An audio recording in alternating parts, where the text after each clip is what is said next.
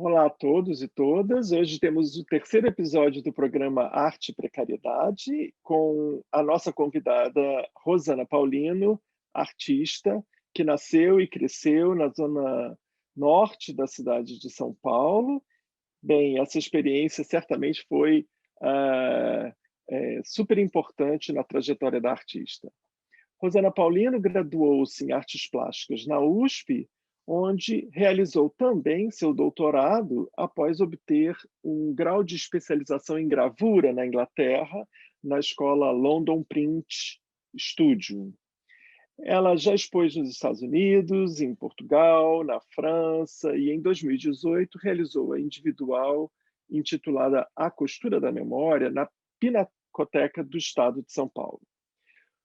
Os gestos artísticos da artista envolvem incorporação de lendas e mitos populares sobre mulheres e insetos, apropriação de fotografias da ciência do século XIX, apropriação de desenhos botânicos da história natural, enfim, apropriação de traços da expressão cultural que a artista relaciona à história dos negros, ao sofrimento e à dor da escravidão, bem como as possibilidades de resistência na história. Paulino investiga a memória e a história da formação multiétnica do Brasil, a transmissão e o cruzamento de saberes, bem como a sobrevivência de imagens do desenvolvimento do racismo científico. O trabalho Parede da Memória, primeiro trabalho de grande escala da artista, elabora o passado familiar. As fotografias de família são incorporadas, repetidas, transferidas para fragmentos de tecidos que formam pequenos patuais ou bentinhos. São objetos de devoção e que sugerem misturas e traduções envolvendo tradições distintas, como o candomblé, a umbanda e o catolicismo. O processo de contato entre a África e o Ocidente será continuamente tematizado pela artista, que aponta antes para um ambiente de terror do que para trocas pacíficas. O problema da raça, no trabalho da artista, aparece distribuído entre imagens de enraizamento étnico e representações do deslocamento e das viagens. No trabalho Assentamento, a negra de costas com raízes interpõe-se às imagens do mar em vídeo. No livro História Natural, o navio tumbeiro e o mapa da África unem-se na mesma dobra da página de tecido. Em Atlântico Vermelho, é a vez do navio português alternar-se com a lida da terra por mulheres negras. Nos três casos, o terror emerge figurado por ossos, caveiras, cortes e suturas. O problema da identidade de gênero estrutura-se como modelos de beleza, fotografias de mulheres no trabalho rural, representações da violência na escravidão e ainda com as imagens que vinculam o feminino à natureza e aos insetos. Tecido Social, que é outro trabalho, acolhe algumas dessas diferentes figurações da mulher no mesmo espaço, atravessado, entretanto, por temporalidades heterogêneas. A série Paraíso Tropical ironiza a utopia da harmonia com imagens de mulheres negras na labuta do campo. Já as séries de desenhos Carapaça de Proteção e Tecelãs investigam o casulo útero, que guarda, defende, protege, mas também desata e transforma. A identidade cultural reparte-se, dispersa-se, deixando vínculos com origens perdidas. A poética de Rosana Paulino faz-se entre gestos e sentimentos contrastantes. Corte e sutura, proteção e perigo, imobilização e dispersão, defesa e vulnerabilidade. Por um lado, os trabalhos da artista mostram elos com o vernáculo tradicional popular, por outro, dirigem-se ao terror do encontro entre a ciência e a racionalidade ocidental e as culturas da diáspora. É isso aí, vamos então receber Rosana Paulino. Obrigada pelo convite, Luiz. Vai ser um prazer Nós é aqui que o nosso papo. Nós é que agradecemos aqui pela sua presença.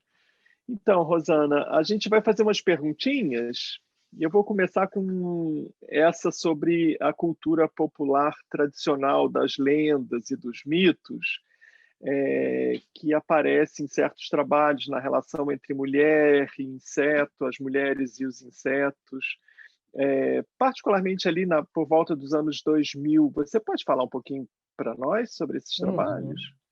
Então, em meados de 2000, eu estava muito interessada nessa relação, né? Continuo, na realidade, entre as mulheres e os insetos, porque nós temos historicamente, não só na cultura brasileira, mas em várias mitologias diferentes, nós temos historicamente um link popular, principalmente entre as mulheres e os insetos. Então, falar, olha, fulana é belo, delicada como uma borboleta. Ou então, olha, outra é obreira como uma abelha. Ou mesmo aqueles mitos todos, né? As histórias todas ligadas às formigas, à produção, né? A famosa cigarra e a formiga, essa ideia de produção.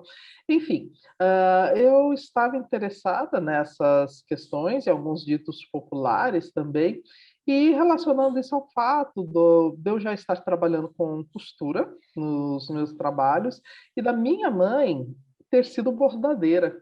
Minha mãe foi bordadeira durante muitos anos, né? Principalmente para ajudar no pagamento dos nossos estudos, meu e das minhas irmãs. Então, via aquela mulher e as vizinhas, muitas vezes sentadas em roda, bordando o dia inteiro, ou ela entrando noite adentro, bordando. Então, era como se fosse um retirar de dentro de si mesma aquele fio, né, como as aranhas fazem, né, aqueles fios que vão formar teia, que vão formar casa, que vão formar alimentação, né, simbolicamente, metaforicamente falando. E a partir daí, eu gosto muito de insetos, já começa por aí, eu tenho um pezinho, quem me conhece sabe que eu tenho um pezinho na biologia, eu gosto de insetos, gosto muito dos insetos que soltam fios, né, ou que fazem as suas próprias casas, seus próprios casulos, e vou fazer algumas relações entre esses tipos, entre esse olhar sobre esses insetos e uma possibilidade do mundo feminino. E a partir daí saem vários desenhos de casulos, de fios, e que vão originar depois tecelãs, né? A ideia das tecelãs, mas também uma exposição que aconteceu em São Paulo chamada Colmeia, onde eu vou ter uma...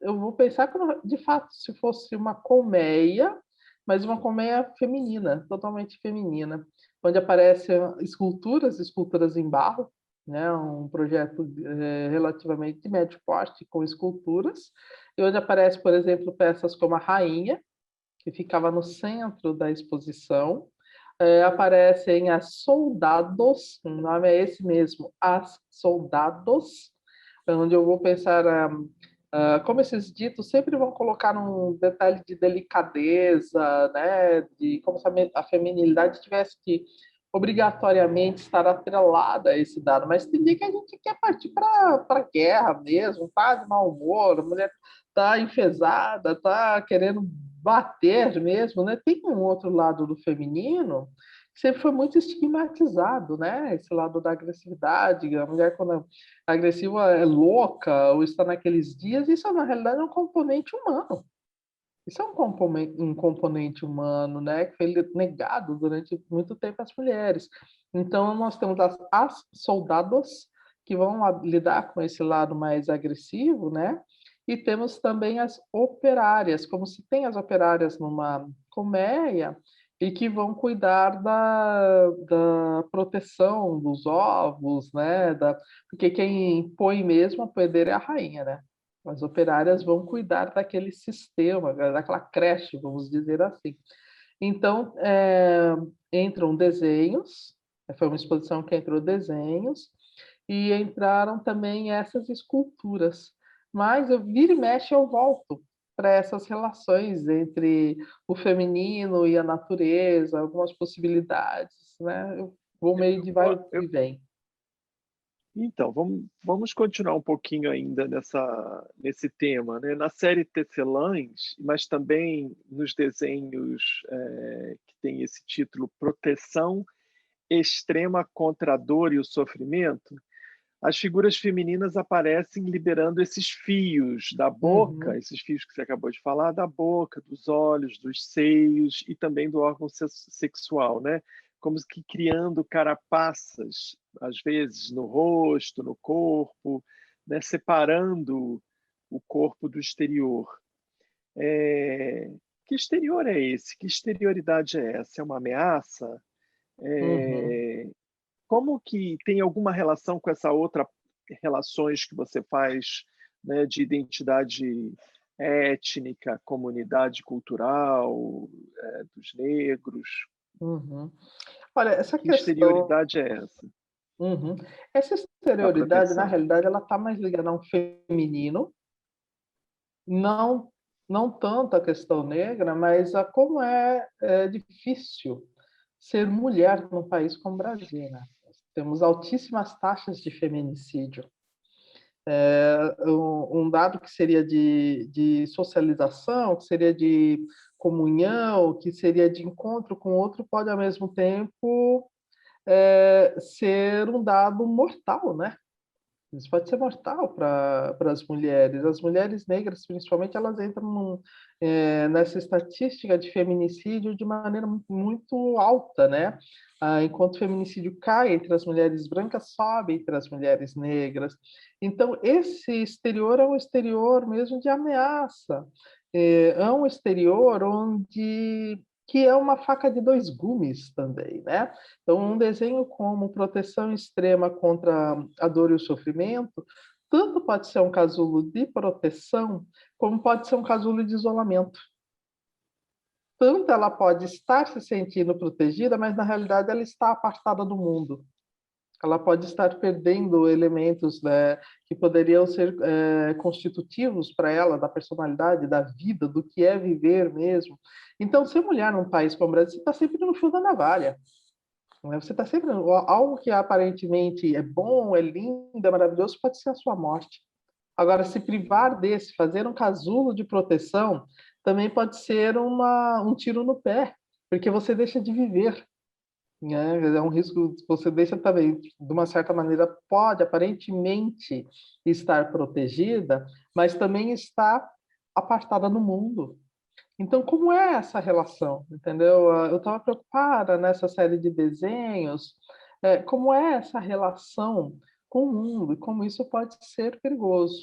E muitas vezes, o meu trabalho, ele vem de observações do cotidiano mesmo e da própria natureza. Os desenhos da série Carapaça de Proteção, por exemplo, foi uma carapaça que eu encontrei de um besouro no meu ateliê, vazia, né, numa casquinha vazia que estava lá no ateliê, e foi muito interessante, talvez não interessante, talvez a palavra seja sincronicidade, porque eu tinha acabado de ter uma conversa com a minha irmã, que é assistente social, sobre essa questão da violência, sobre os rótulos que são colocados sobre as mulheres, sobre a questão da histeria, né, como Freud coloca, e imediatamente após essa conversa eu achei essa carapaça vazia de inseto.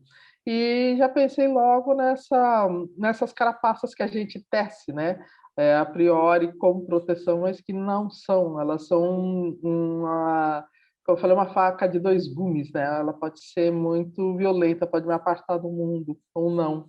Enfim, mas já foi essa sincronicidade, ter essa conversa toda sobre o feminino, logo em sequência, achar essa casquinha de inseto, né, essa carapacinha, e aí deu origem a toda uma série de desenhos, que são as carapaças de proteção, né, onde a mulher se mostra, mas não se mostra, porque a carapaça está ali sempre intermediando essa relação com o mundo, para o bem e para o mal.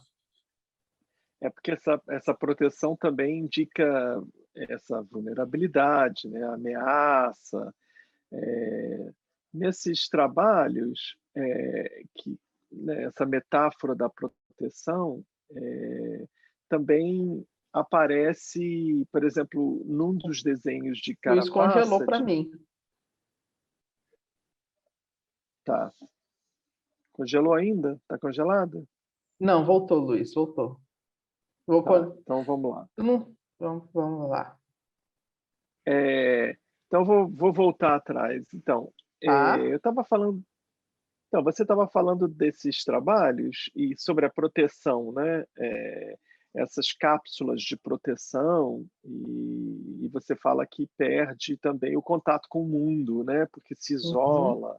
Então essa metáfora também é curiosa, porque, em alguns desenhos, como na série Carapaça de Proteção, tem alguns desenhos que a mulher está, nesse momento da metamorfose, né. A mulher, como inseto dentro da carapaça, está ali na fase de metamorfose, essa mudança e, portanto, essa relação já com a possibilidade do exterior, né. Eu fiquei pensando sobre essa relação vulnerabilidade, ameaça, proteção, mas também conjugado a essa ideia de diferenciação, mudança, metamorfose, emancipação, digamos Uhum. assim. Faz sentido? Faz. Eu acho que você pega um ponto muito bonito, é uma leitura muito bonita, porque esse momento em que ela está isolada ali dentro da carapaça é um momento de maior fragilidade, né? É um momento de maior fragilidade do inseto, porque não tem como se defender, né? É um momento de transformação.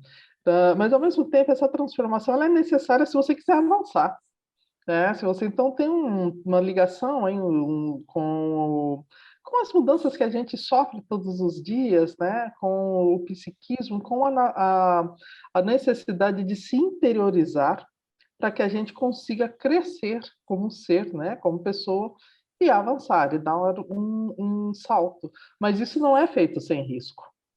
Isso não é feito sem risco. Justamente nesse momento em que está toda encasulada, está toda embolada ali, como eu falei, é um momento de maior vulnerabilidade, né? Então, é necessário também assumir essa vulnerabilidade, assumir esse momento que é um momento difícil, que é um momento dolorido, que é um momento realmente de dor para que a mudança ocorra. Que é assim que a natureza muitas vezes acontece, né? Então, esses desenhos, o que acontece? O modo como eu trabalho é o seguinte: eu muitas vezes corto 20 folhas, por exemplo, 30 folhas e falo, agora eu vou desenhar. Então, muitas vezes eu começo desenhando pensando numa coisa, e à medida que eu vou progredindo na série, muitas vezes eu gasto 2 ou 3 dias fazendo uma série, depois eu vou fazer a seleção, o que fica, o que não fica, enfim. Eh, Durante esse momento, as ideias também vão surgindo, entendeu? Eu estou desenhando, começo pensando nessa relação com o perigo exterior, mas aí vem essa ideia de que esse momento de vulnerabilidade é necessário. Enfim, à medida que eu vou fazendo o trabalho, ele vai se modificando também, né? Porque as ideias vêm vindo. Então, em alguns momentos, de fato, eu pensei nessa questão, nessa necessidade de transformação do ser, né, que aparece, né, quando ela está encasulada e dessas fragilidades, ou dessa faca de dois gumes, como eu falei, né? Enfim, é o próprio processo de trabalho, né? À medida que eu vou trabalhando, as ideias vêm aparecendo. É interessante porque o exterior, ele é a possibilidade de ameaça, mas a possibilidade de transformação também, né. Uhum. A possibilidade é o contato, né, parece.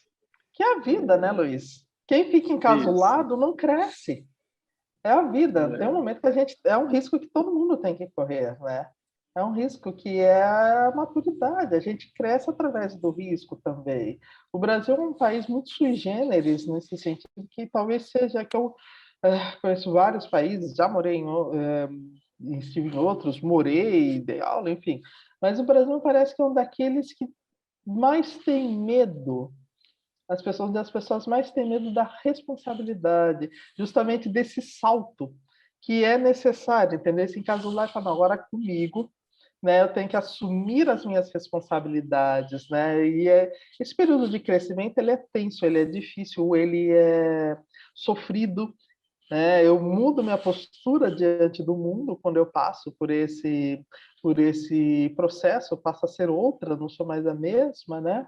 E aqui a gente tem muita dificuldade em olhar esses processos internos, né? Como se não fossem, não sei, é uma certa imaturidade, talvez, eu percebo, aqui da gente não olhar para dentro e falar, bom, agora isso é responsabilidade minha, eu não posso delegar essa função para A, para B, para C, não dá, é comigo, a responsabilidade é minha, né?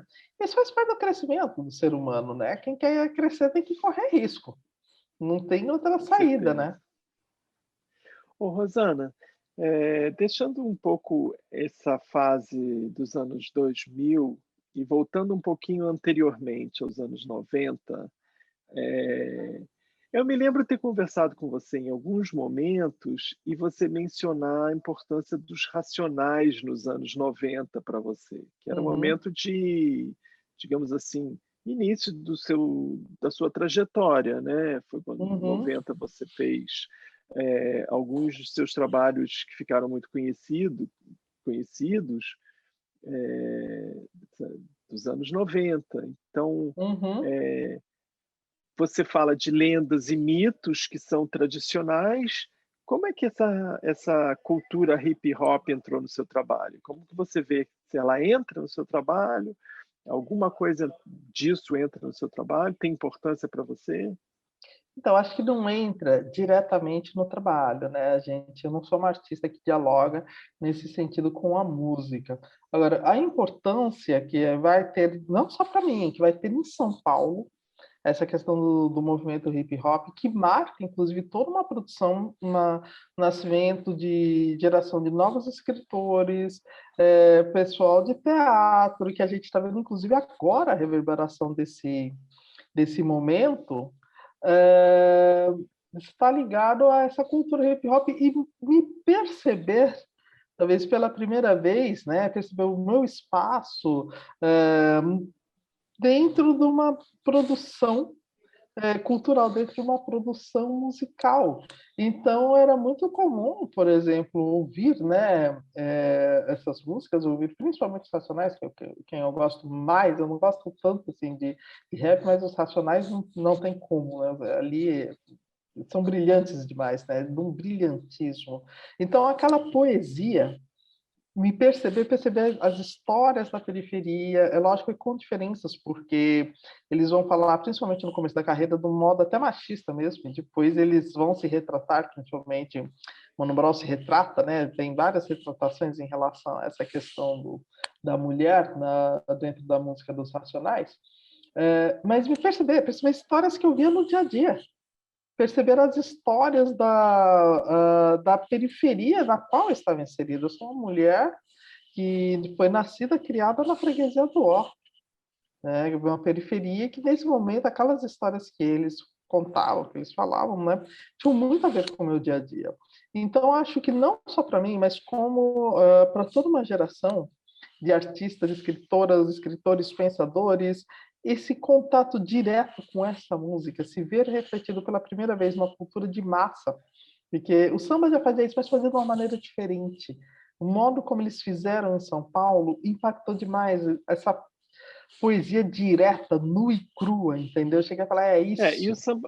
o samba tinha uma abordagem também mais de melancolia e os Racionais uma abordagem da atividade, né, política, né? Tem uma Política, de diferença enfrentamento, de de falar, enfrentamento. de assumir, eu acho de assumir a realidade, de assumir o local. Né? É isso que acontece aqui, nós somos assim, né, de rompimento mesmo, com uma ideia que às vezes aparecia no samba, quase romântica de periferia, né? Isso aqui é barra pesada, né? Então tem uma música deles que já inicia, né? A Forma Mágica da Paz. Essa porra é um campo minado. A primeira frase da música, essa porra é um campo minado. Gente, que frase é essa? Que Mas representação. O hip hop também, além dos temas cantados, né, desse modo de cantar falando, né, tem também a performance musical, o corpo, Sim. a corporalidade, né, a teatralidade. Alguma dessas coisas entra no seu trabalho, você considera? Ou é mais o problema temático da, da cultura e da política, relação cultura e política? Acho que é um problema temático mesmo. Acho que não entra isso no meu trabalho direto, mesmo porque eu era mais uma observadora. Eu nunca fui uma pessoa, por exemplo, de ir para shows, para baile. Eu não gosto muito. Eu gosto de ouvir quieto e ficar ali matutando, entendeu? Pensando sobre o que aquilo significa para mim. Então eu não nem ia muito. Não, eu sou mais tem mais uma natureza de realmente ficar elaborando, ficar ouvindo e elaborando. Então, eu acho que é mais essa de reconhecimento mesmo, de pensar, tá, eu estou aqui inserida nesse momento, nesse local, o que que é isso? Entendeu? E Entendi. outra coisa, uma coisa muito importante, que é exatamente o momento que eu começo a discutir a pensar como é que eu vou tratar essa questão da negritude. Eu sempre brinco e falo que se eu fosse baiana seria muito diferente, porque a cultura negra, como se manifesta, por exemplo, na Bahia, através da religiosidade, é uma cidade que você anda, você respira aquela herança africana, a, a questão da religiosidade e da freguesia do O, o que, que é? O que é ser negro e periférico numa cidade, numa megalópole como São Paulo? O quadro é muito diferente. Então, eu pensava, como é que eu vou abordar essa ancestralidade? Que não é a ancestralidade baiana, por exemplo, que está expressa na religiosidade. Mas, ao mesmo tempo, tem toda uma cultura de periferia que se manifesta, como você mesmo falou, na corporalidade, na roupa, na poesia, na escrita, no jeito de cantar. Enfim, é uma cultura negra também que se manifesta de uma outra maneira. Então, ouvir essa música, por exemplo, naquele momento, foi muito importante para isso, porque me ajudou a perceber também. Me ajudou a perceber que não era, por exemplo, seguindo a trilha de quem já veio antes, como um artista como o Emanuel Araújo, não era por ali que eu conseguiria encontrar quem eu sou. Né? Mas, e olhando a periferia, né? Como diz uma das músicas também, não vou trair quem eu fui, quem eu sou. Do que é isso? Quem é que está ali? Que cultura é essa que está ali na periferia? E como ela dialoga com a negritude? Então, eu acho que isso ajudou muito a perceber essa... talvez tenha influenciado o meu trabalho nesse sentido, pensar o que é ser mulher, negra e periférica. Então, é bom você ter falado da mulher negra, porque eu vou aproveitar e costurar uma pergunta relacionada ao trabalho tecido social, que e pensar a questão da melancolia e o terror no trabalho, né, no seu trabalho.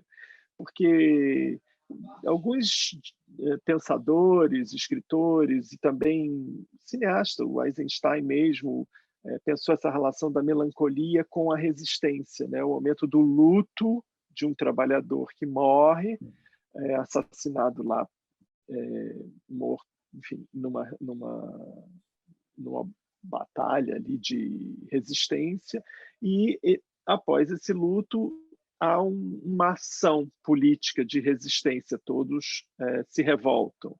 Né? Então, no tecido social, essas duas figuras que aparecem com a postura tradicional da melancolia, né? E Atlântico Negro, Atlântico Vermelho e História Uhum. Natural, onde aparecem os ossos, as caveiras, o terror.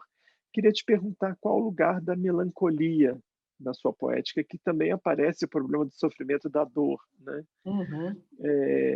E se você, enfim, tem uma reflexão sobre esse vínculo entre o sofrimento e a política e a ação e o trabalho de resistência na arte, Uhum. enfim. Eu acho, Luiz, que a melancolia, para mim, ela não conta tudo. Eu acho que, na realidade, não é nem resistência que eu procuro olhar, mas a questão da resiliência. Eu acho que me impressiona muito, muito, muito como que esse povo consegue vir no fundo de um tombeiro e ainda assim colocar um país de pé.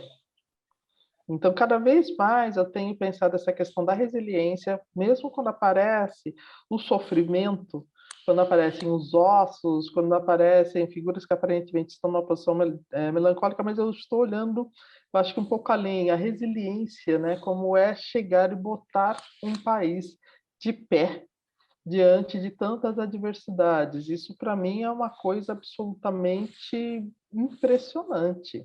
Essa força, essa resiliência.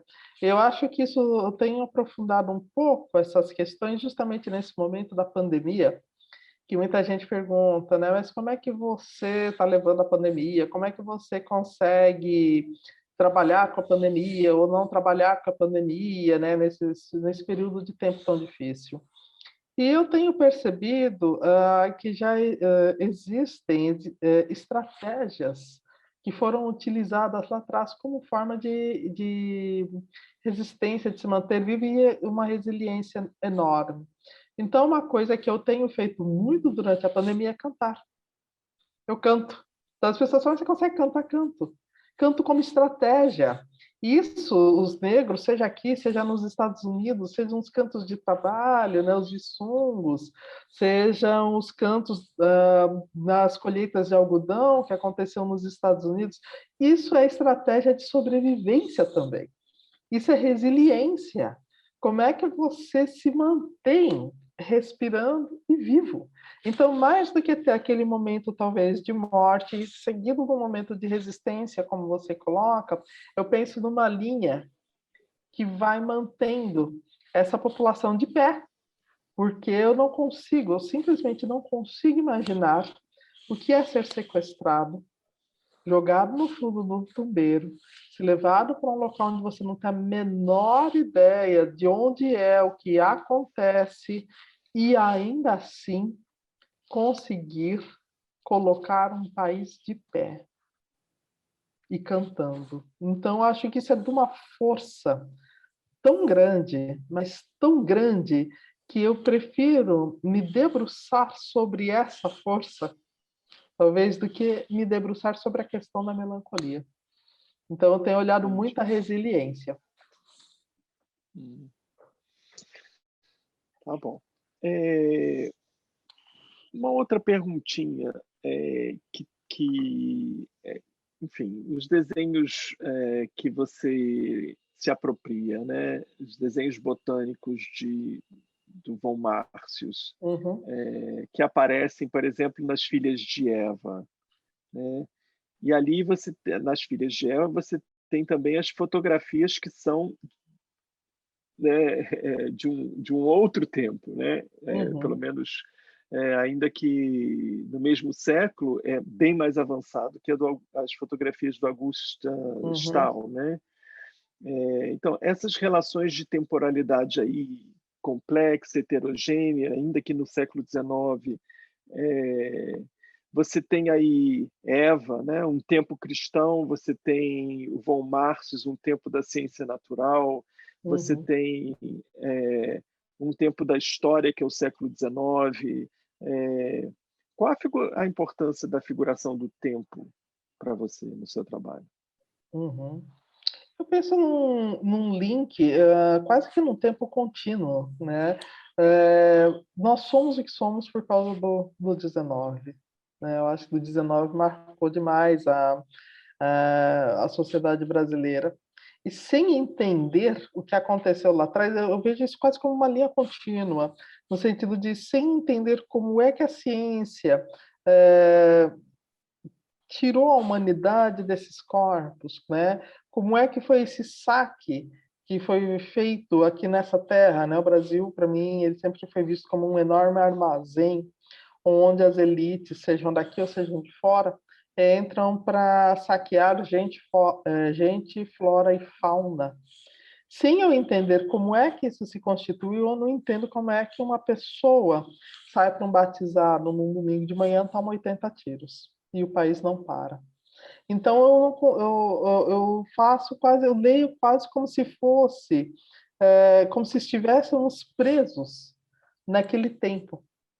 Nós estamos lá, e somos resultado daquele período, né, esse período molda o país. Então, para mim é tudo uma continuidade, eu não consigo pensar de forma separada. É 19, é 20, é 21, mas nós ainda estamos no 19, né, então é muito louco isso, nós ainda estamos no 19, é só dar uma olhada no que está acontecendo, é só dar uma olhada no que está acontecendo com a pandemia, né, onde você tem esses corpos que são, na visão das elites, na visão do governo, são totalmente descartáveis, morreu, põe outro, né, isso Mas explica.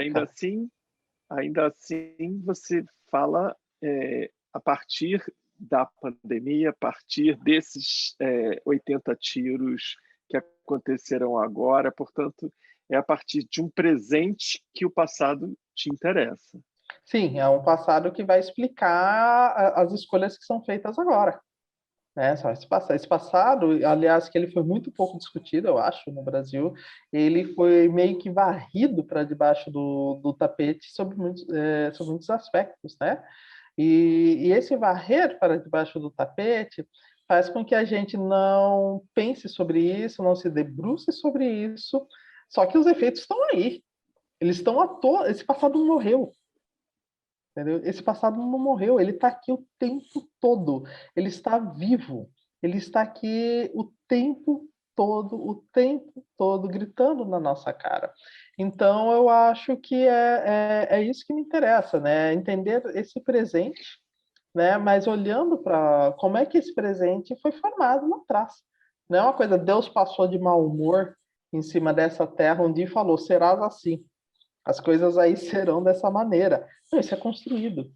Isso foi uma construção que nós tivemos no Brasil e que simplesmente é tida até hoje como natural, natural entre aspas, né? Então, esse diálogo, né, com que essa construção que não é absolutamente natural, do mesmo modo como a ciência que tratou esses corpos, né, e desumanizou esses corpos dentro daquele conceito de história natural, era tudo menos natural. Era uma construção política, nunca foi natural. Então, acho que a gente tem que olhar para isso. Sem olhar para isso, a Os gente vai desenhos, continuar nesse buraco, né? Sempre.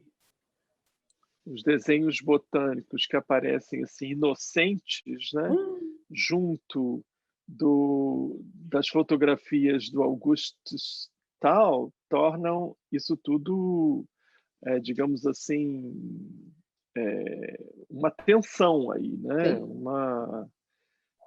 E ainda com esse tempo cristão aí de filhas de Eva, né? Quer Uhum. dizer, tem uma figuração, digamos assim, tensa e complexa, né? Sim, Irônica, talvez. irônica, de ironia, né? Porque as filhas de Eva também pensando, fazendo uma relação direta com o paraíso, né? E essa ideia de paraíso vai aparecer em outras obras também, né? Paraíso tropical. Mas paraíso para quem? E o Essa é a paraíso questão. tropical usa as mesmas apropriações também, Sim, né? eu gosto. Daí tem uma questão que é técnica mesmo do trabalho.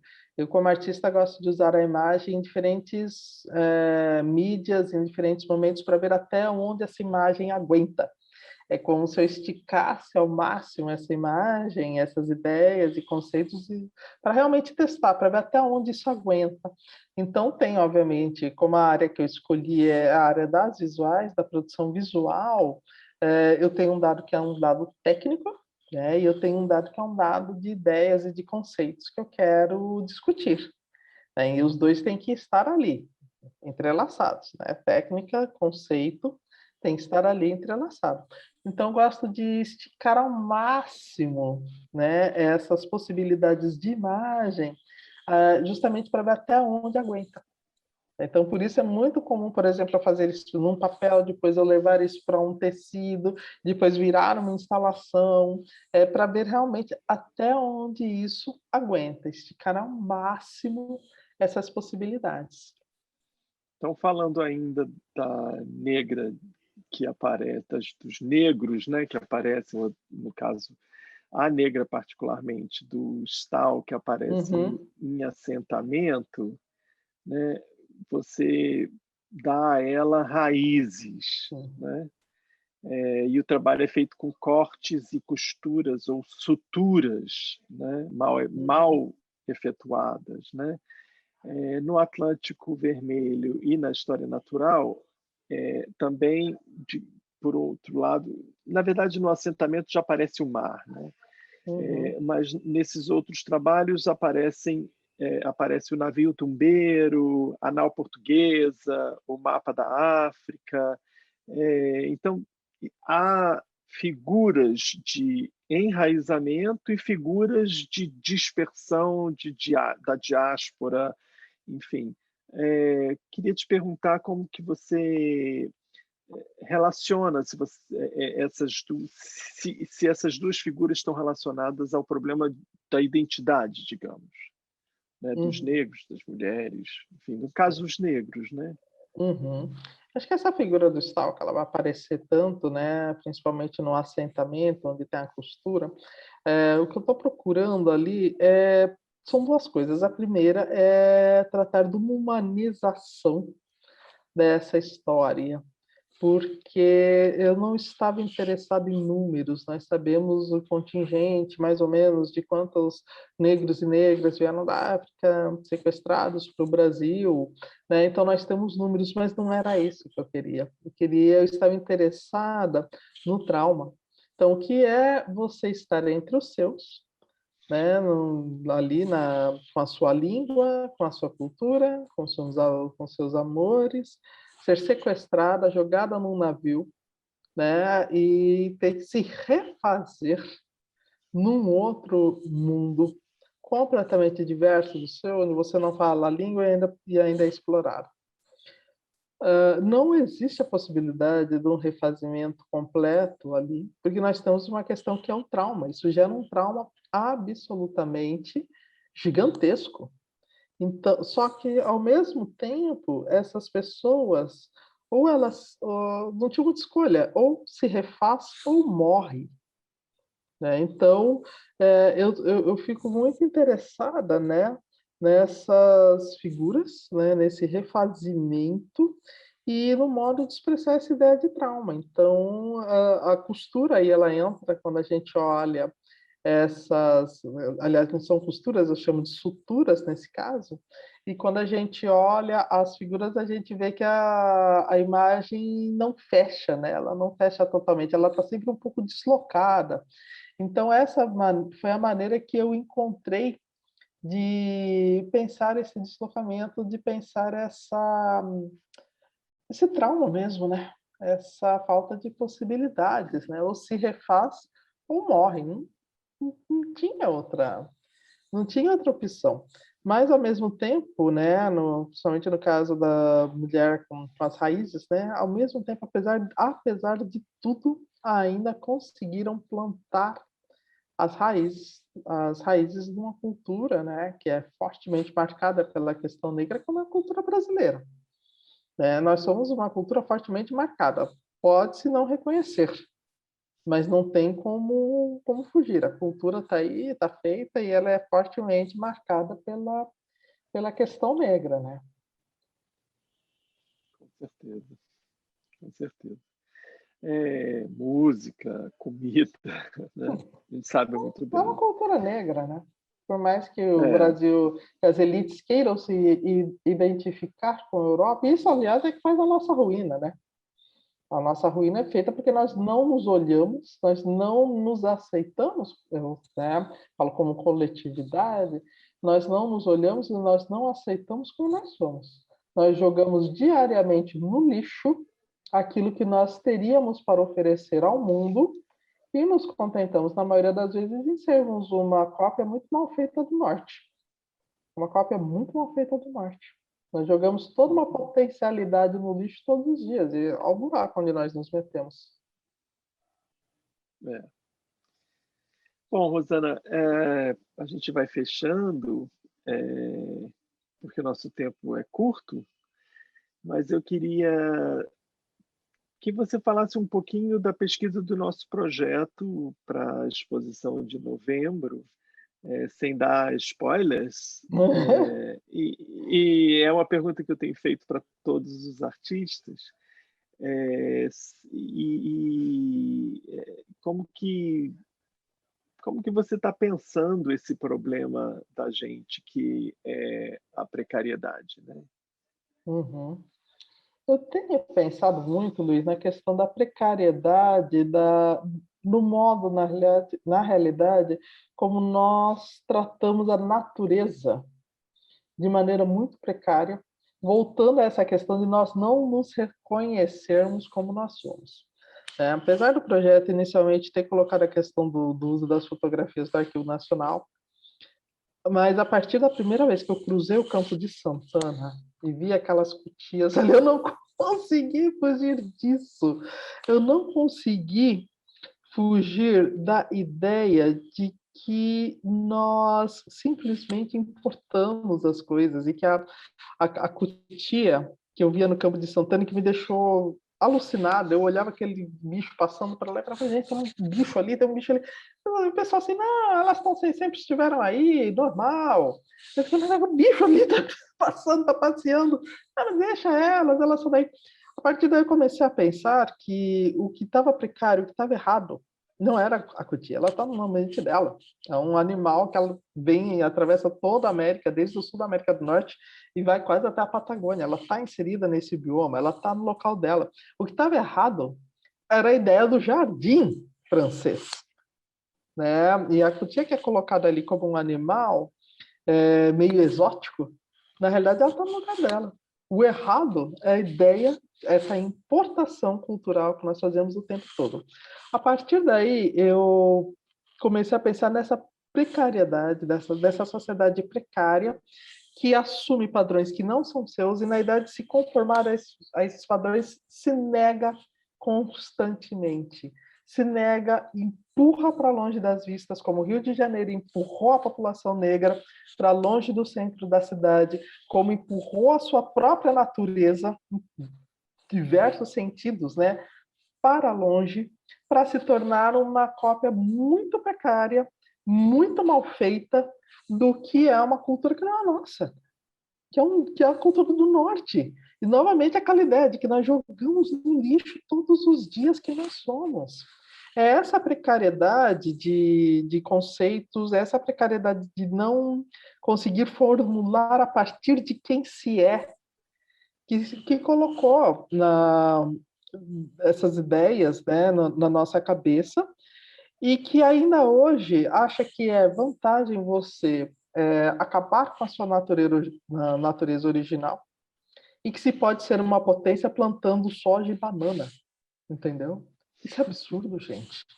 Isso para mim, é um retrato da própria precariedade de se pensar enquanto nação. Você botar uma floresta abaixo com a floresta amazônica para botar gado. Sabe, é tão burro, é tão tudo feito de maneira imediatista, sem pensar sem planejamento, sem olhar para si mesmo, sem pensar no futuro, que faz com que seja uma sociedade totalmente precária. Muda lá fora e a gente quebra a cara aqui dentro. Muda lá fora alguma coisa e a gente quebra a cara aqui dentro. Você não veria isso mais como uma aproximação de uma arrogância qual seria a palavra, de autonomia, de um eu absoluto, né, que pode tudo, mais do que a própria precariedade, porque a precariedade envolve uma vulnerabilidade. E esse tipo de política me parece muito mais da ordem da arrogância do poder do que da vulnerabilidade nesse sentido. Eu acho que a vulnerabilidade é consequência direta dessa arrogância.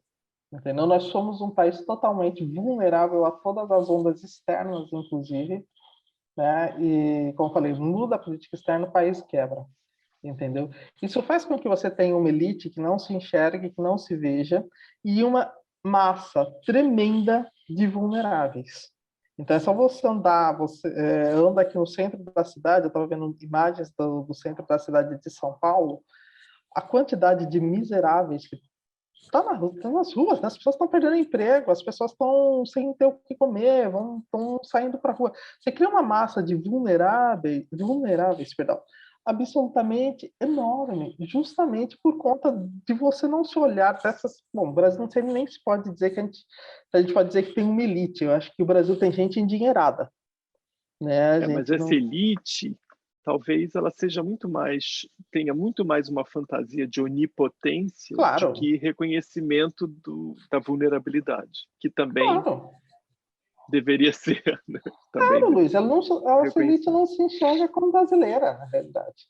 Essa elite nunca se enxergou como brasileira. Ela se enxerga como parte da Europa inserida nos trópicos. Ela nunca se enxergou como brasileira. O fato dela nunca se enxergar como brasileira, ela faz com que nós não pensemos em que nós somos, nós não conseguimos produzir. Por mais que o povo consiga produzir uma cultura forte, autóctone, representativa, vem esse pensamento da elite que aplana isso, como se não fosse uma cultura, como se isso não tivesse valor. É o que eu repito, a gente joga no lixo que a gente tem. E isso faz com que o país ele seja totalmente vulnerável, né? Ele seja vulnerável de vários pontos de vista diferentes, da especulação financeira, existem mudanças lá fora, a gente sofre aqui, mas quem vai sofrer, obviamente, é o povo, né? Obviamente, é a população. Então, a nossa precariedade estrutural, isso já se tornou estrutural, né? Essa vulnerabilidade estrutural, ela está ligada. Eu não consigo ver as coisas em separado. Ela está ligada quando você traz ideias que não cabem aqui e que não vão resolver os problemas que são daqui, que são próprios daqui, que têm especificidades daqui. Você traz modelos que não se adequam, como esse próprio modelo de pensar a natureza, que é um modelo totalmente predatório, que vem lá de trás no meu trabalho, na imagem, quando a gente vai pensar. Lembra que eu falei, o Brasil é sempre foi visto como um enorme armazém para ser explorado, gente, fauna e flora. Então, isso é uma precariedade, né? E a precariedade a gente vai ver o resultado ali nas ruas. Eu penso que as não são separadas. Eu tenho uma dificuldade muito grande em pensar as coisas em caixinhas separadas.